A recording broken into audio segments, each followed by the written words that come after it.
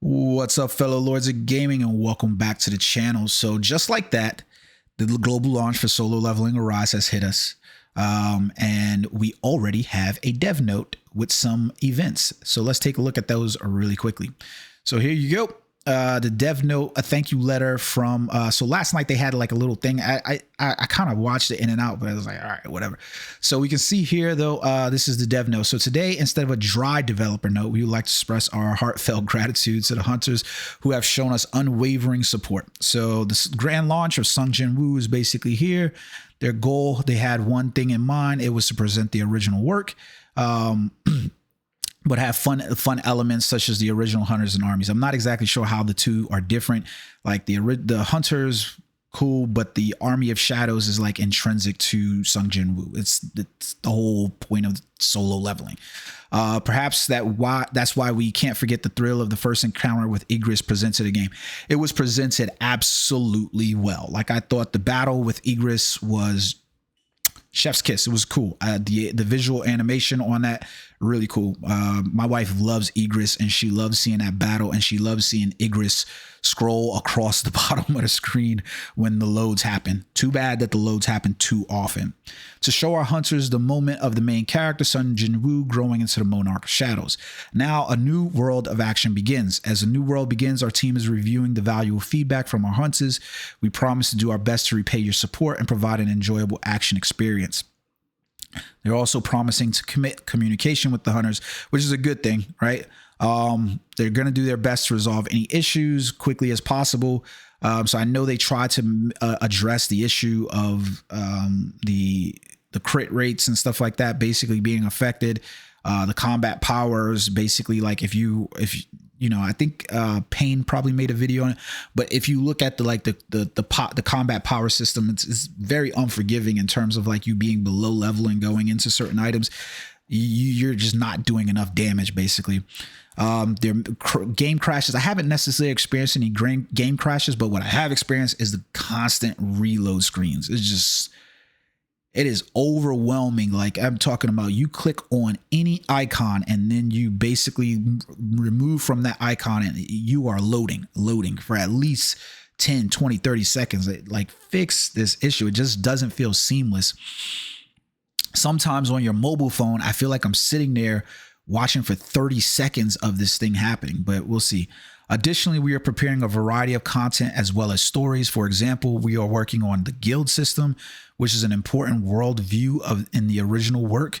So that'll be cool because the guild system was something that we basically got inside the manhwa that, you know, while in the backdrop of Sung Jin Woo, who's solo leveling all his content, felt less important, but they did feel important to the world. But the stories for the guilds basically were never really told. We got stories of individuals in the guild, but we didn't really get stories of the guilds and how they were impacting the world outside of their completion of these gates. So perhaps in the next developer's note, they can provide more information. They say, please look forward to the new journey in Solo Leveling Arise, which is the main thing, right? I want to be able to know is like, where are we going with this game to sustain it long term? Because the story of Sung Jin Woo is not that damn long. So spoiler, turn away, silence the audio here or just leave right now. Spoiler is the fact that Sung Jin Woo's story only probably takes up maybe 160, 170 chapters of the manhwa. And then the continuation is basically his son from there to chapter 200. Do we eventually see the ability for you to basically pick between Sung Jin playing primarily as Sung Jin Woo or his son?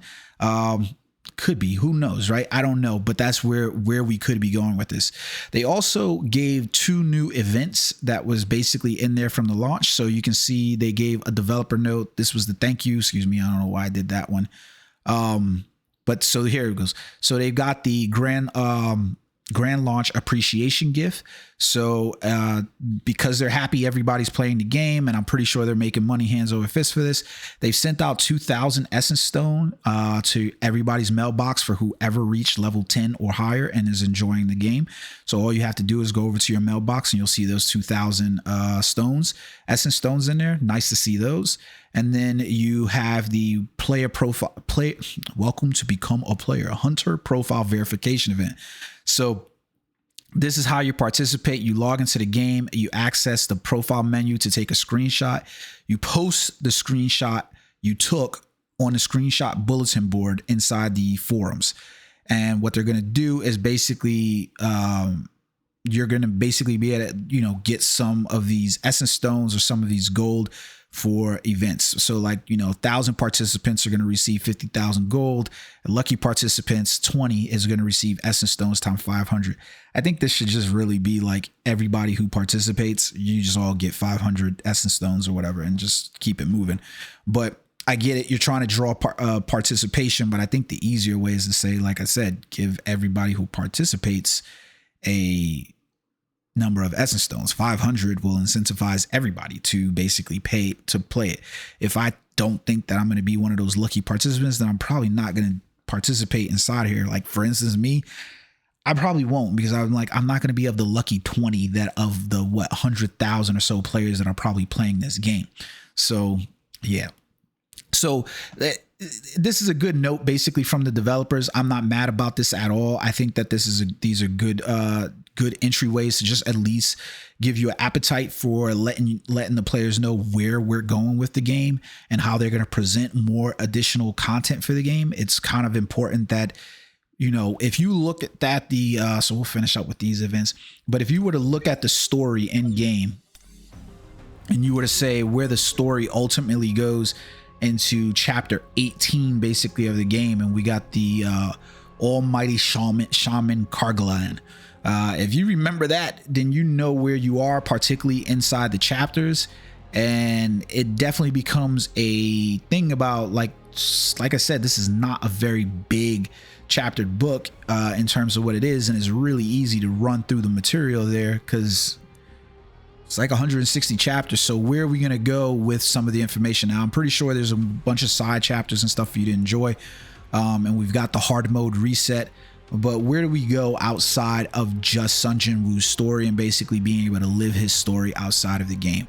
I still think that this would have been probably better if we had a game where it wasn't mobile gacha, and that it was just, a story-driven action game that allowed you to enjoy the world, and then you were given DLC in the form of these other hunters within the world, and that way they could have came up with plenty of other hunters and stuff like that. I feel like the way this might be done, players might get washed of feeling like they're constantly hitting gates in terms of, leveling up and playing through and having to grind due to these specific gates and the way they present them inside the story.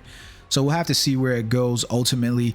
I mean, if you've read the manhwa, they could have had a whole host of time by doing the red gates, which were really intriguing because that could have kept content going for the remainder of the game realistically.